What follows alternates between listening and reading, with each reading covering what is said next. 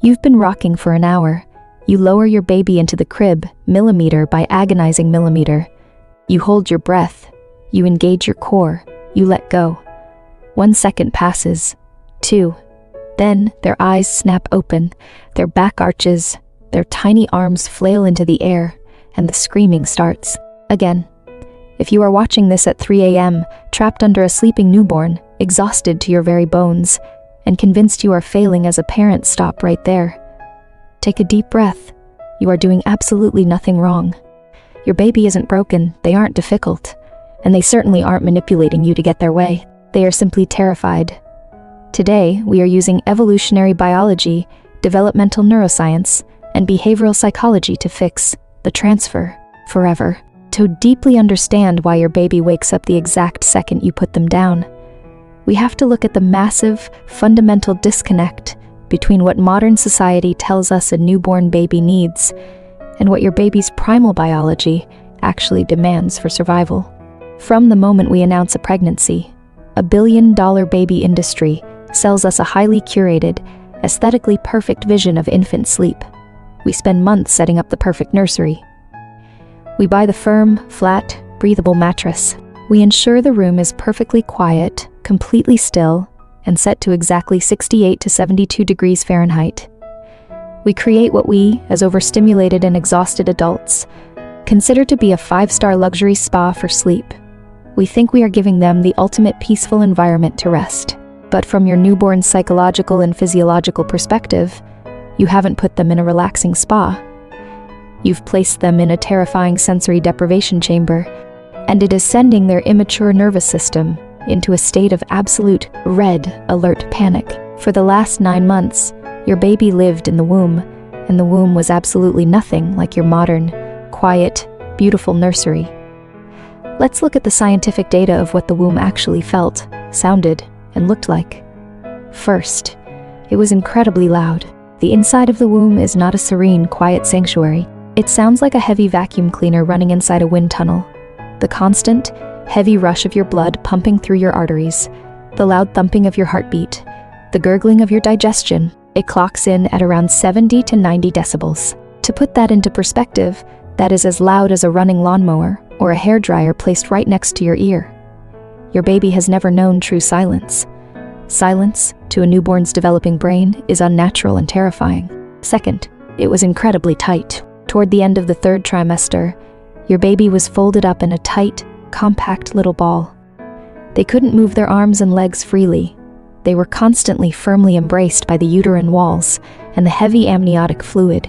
Every single time they twitched, stretched, or kicked, they felt a reassuring, solid boundary pushing back against them. They knew exactly where their physical body ended and the secure world began. Third, it was in a state of constant, rhythmic motion. Every time you walked down the stairs, took a deep breath, rolled over in bed, drove your car, or laughed out loud, your baby was rocked, jiggled, and swayed. They literally never knew absolute stillness until the very day they were born. Then, birth happens. We take this tiny, delicate, developing neurological system out of a loud, tight, moving, warm environment. We place them flat on their back. We put them on a firm, cold surface. We leave them in a totally silent room, and we leave their arms and legs completely free to flail in the wide open air. From a behavioral standpoint, the sudden absence of noise, movement, and physical boundaries doesn't signal peace. To a newborn, it signals life, threatening danger. In the evolutionary wild, a baby that is separated from the physical body of its mother, lying silently and still on the ground, is a baby in mortal danger from predators or the cold. Their brain literally sounds a primal alarm. Their biology is screaming at them to wake up and cry out immediately so they can be found, picked up, and brought back to safety. This brings us to a critical concept pioneered by developmental psychologists and pediatric neurologists worldwide, the 4th trimester. Human babies are born neurologically premature compared to almost every other mammal on Earth. Think about a baby horse, a cow, or a giraffe. Within hours of being born, they can stand up, walk, and even run with the herd. Now look at a human newborn. They are entirely helpless. They can barely lift their own heavy heads. They can't focus their eyes past 8 inches. They have absolutely zero conscious control over their own limbs. Why are they so physically helpless? Because human brains are incredibly large, and human pelvises are relatively narrow due to our bipedal walking. If nature waited until our babies' brains were fully developed enough to survive independently, their heads would be too large to fit through the birth canal. Therefore, human babies are essentially evicted from the womb at least 3 months before they are actually ready for the outside world. Those first 3 months of life, from birth to roughly 12 weeks of age, are what we call the 4th trimester. During this crucial developmental window, your baby literally does not realize they are a separate physical entity from you. Psychologically and biologically, they still believe the two of you are a single, combined organism. Your heartbeat is their metronome. Your familiar smell is their homing beacon. Your body heat is their thermostat. When you hold your baby, when you rock them, and when you let them sleep heavily on your chest, you are meticulously recreating the precise sensory inputs of the womb. Their heart rate physically stabilizes. Their breathing evens out and deepens. Their cortisol levels, the primary stress hormone, plummet. They finally feel safe enough to lower their neurological defenses and transition into deep, restorative sleep. But when you put them down, you are effectively unplugging their life support system, and it actually gets worse. Let's talk about the specific biological trigger that ruins the transfer almost every single time. It's called the Moro Reflex, also widely known as the startle reflex.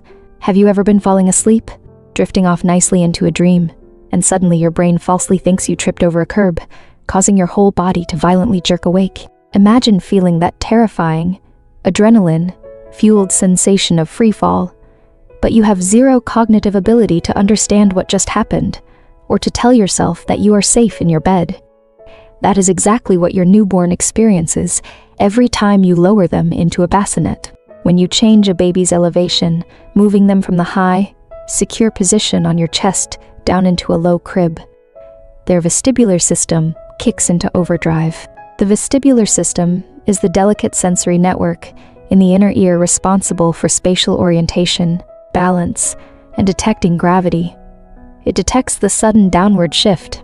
Even if you move them incredibly slowly, their primitive brain registers the change in altitude and screams, "Warning, we are falling." This instantly triggers the Moro reflex. Their arms fling wide open, their fingers splay out, their back arches, they gasp for air, and then they pull their arms back in tight to their chest and start to cry. When they were still in the womb, if they startled or shifted suddenly, their flying hands would immediately hit the uterine wall, giving them instant physical reassurance. But in the open space of a crib, their hands hit empty air, they feel the infinite, terrifying void of space, and they panic. So, what do? We know that for vital safety reasons, specifically to reduce the risk of sudden infant death syndrome, or SIDS, strict medical guidelines dictate that babies must sleep on their backs, on a flat, firm surface without any loose blankets or pillows. Safety is non-negotiable. But how do we bridge the massive gap between the biological necessity of the womb and the modern safety standards of the bassinet? We have to trick their neurobiology. Here is your actionable, step-by-step behavioral psychology playbook for conquering the 4th trimester. Step 1, the strategic swaddle. You are artificially recreating the physical boundary of the uterus. Your newborn does not hate the swaddle. They hate the temporary process of being swaddled because it briefly restricts their movement. But once they are snug, it is exactly what their fragile nervous system craves. Leaving a newborn unswaddled is like forcing them to sleep on the edge of a cliff. Use a snug, high-quality Velcro swaddle. Pin those arms down gently, but firmly alongside their torso. Step 2, the acoustic anchor. Throw away the cute stuffed animal that plays gentle ocean waves for 15 minutes. You need continuous, deep, rumbly, aggressive white noise, a deep, low-frequency hum. Like an airplane cabin, it needs to be loud enough to safely mimic the 70-plus decibels of the womb. Leave it running all night. This unbroken sound masks the terrifying, unnatural silence of the room. Step 3, preheating the landing zone. Babies are highly sensitive to sudden temperature drops. Moving from your 98-degree body to a 68-degree cotton sheet jolts them awake. Take a heating pad and warm the bassinet mattress for 10 minutes. You must remove the heating pad completely before putting the baby in. The mattress should feel like skin temperature. Step 4. The physics of the transfer. Lowering them flat or head first maximizes that terrifying feeling of falling. The behavioral hack is feet, bum, back, head. Keep them pulled tightly against your own chest for as long as possible. Let their feet touch the mattress first, then their bum. Slowly roll their back down, and finally, their head. Do not immediately remove your hands. Keep one hand on their chest and the other cupping their head. Apply gentle, firm pressure for 60 to 90 seconds.